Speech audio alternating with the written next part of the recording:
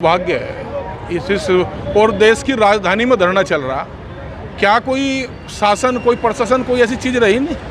ये तो जायज़ ही चीज़ों पे तो बैठे भाई। आप सर्किट रेट का अनुमान वो लगा लो, अनुपात और मार्केट रेट का लगा लो भाई। किसान तो ये नहीं कह रहा कि भाई देश के विकास में, सड़कों में, किसी उसमें भाई योगदान नहीं करना चाह रहा। ज़मीन तो किसान की है भाई, सबसे पहला हक तो किसान का ही रहेगा। अब 20-20 साल से 15-15 साल से सर्किट रेट नहीं बढ़ेंगे और ये कह देंगे जी 4 गुना तो दे तो रहे, ये नहीं चलेगा। अगर इसका कोई समाधान करना है तो सरकारें जो हैं सबसे पहले, क्योंकि अग्रणी अगर कई चीज़ है और विकास की नींव का पहला पहिया कोई है, ज़मीन अगर किसी की है तो वो किसान की है, किसान का सम्मान करें। किस सरकारें जो है भाई किसान को ये कह रही है भाई हम इसका जो है हर तरीके से ध्यान रखेंगे, इसकी फसलों के भी दोगुने रेट करेंगे भाई, इसकी ज़मीन, ये तो अपनी ज़मीन के लिए बैठा। और जनप्रतिनिधियों को भी देखना चाहिए कि क्या सिर्फ किसान वोट लेने के लिए ही रहे हैं। तो इन सारी चीज़ों को लेकर देश की प्रदेश की राजधानी में धरना चल रहा, खुद मुख्यमंत्री को संज्ञान लेना चाहिए इस बात को। सर, अगर नहीं मामले को संज्ञान लिया जा रहा, जिस तरीके से 18 दिन बीत गए हैं, आज 19वां दिन इसका लगभग में है जो समझ पा रहा हूँ, अगला कदम क्या है, क्या रणनीति? आंदोलन। अभी तो शव यात्रा ही तो फूकी उनकी, शव यात्रा ही तो निकाल ली इनकी, LDA की, आवास विकास की। इनको शर्म नहीं आ रही क्या? इनका विभाग सच में ही मर गया क्या? सच में इनकी आत्मा नहीं रही कि किसान जो है बारिश में, धूप में, गर्मी में यहाँ बैठा, बिजली इनके पास नहीं है, तो क्या इनको कुछ मान नहीं रहे?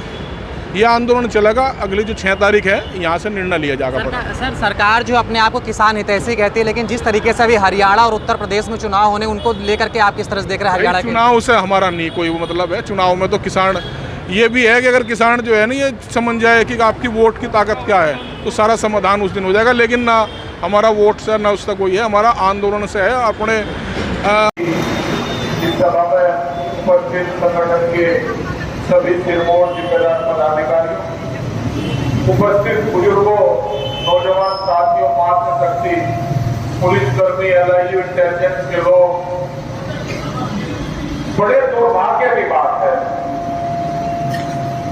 12 तारीख से धरना चल रहा और धरना भी अपनी मातृभूमि के लिए आप लोग कर रहे हैं। ये दुर्भाग्य की बात है।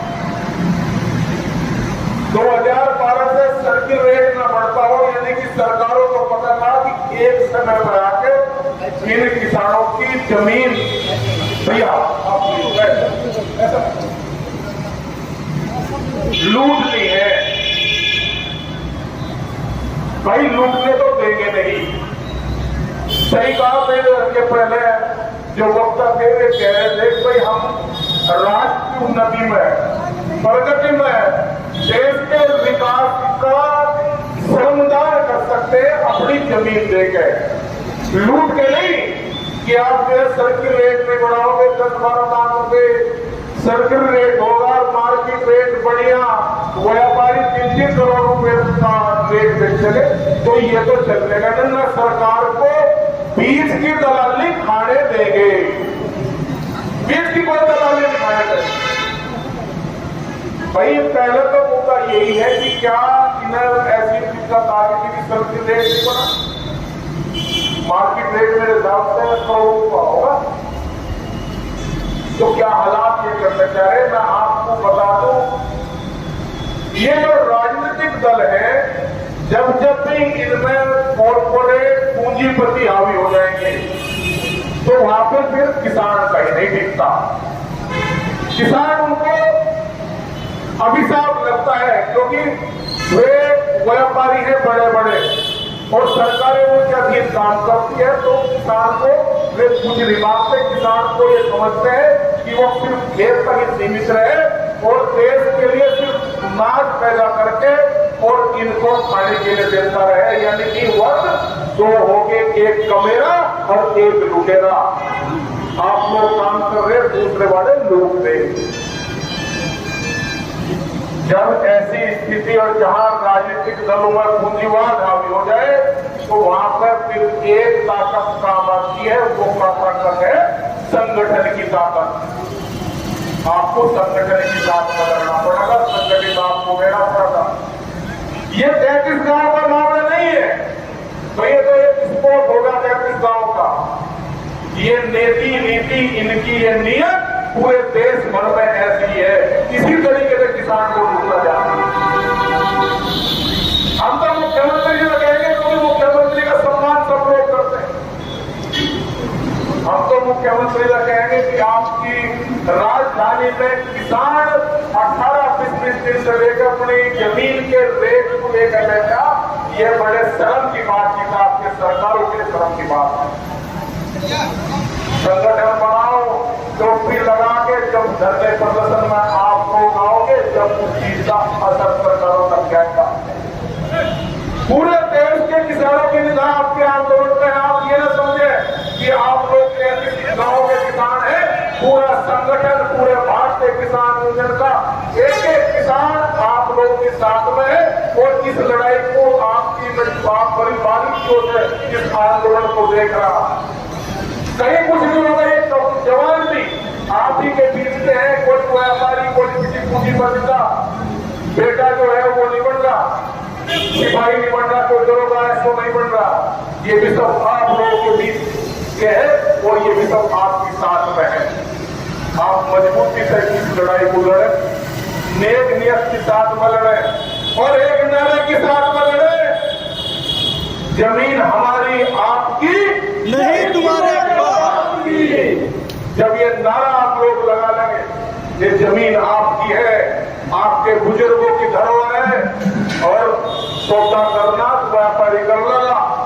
ये बीच किधर एनडीआर विकास प्राधिकरण, ये बीच बना पड़े। जिसको विकास में चाहिएगा किसान लड़े तो तैयार है, लेकिन जबरदस्ती लूटने की मना करे कि जो रेट दे दिए 8-9 लाख रुपए दे दे जमीनों के रेट मार्केट रेट। 2012 में क्या तनख्वाह थी विधायकों की, क्या सांसदों की तनख्वाह थी, उनकी बढ़ती रहेगी, किसान की हो जाएगी। रजिस्ट्री आपने बंद कर दी। अगर किसी किसान को जरूरत पड़ती है तो रजिस्ट्री नहीं हो सके। भैया तानाशाही तो नहीं चलेगी। किसान जागृत है, पूर्ण से जागृत है और इस लड़ाई को ये कह रहे थे कि हम मरने के लिए तैयार है। नहीं भाई, जमीन के लिए अगर मरना और मारना ही पड़ेगा तो वहां तक आपको तैयार रहना पड़ेगा।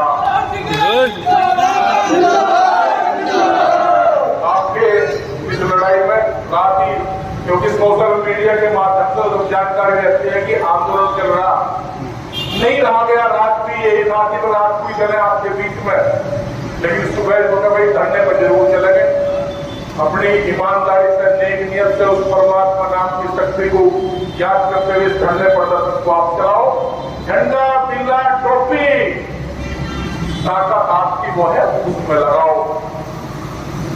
और भाई दोषी राजनीतिक पार्टियां और भी है जो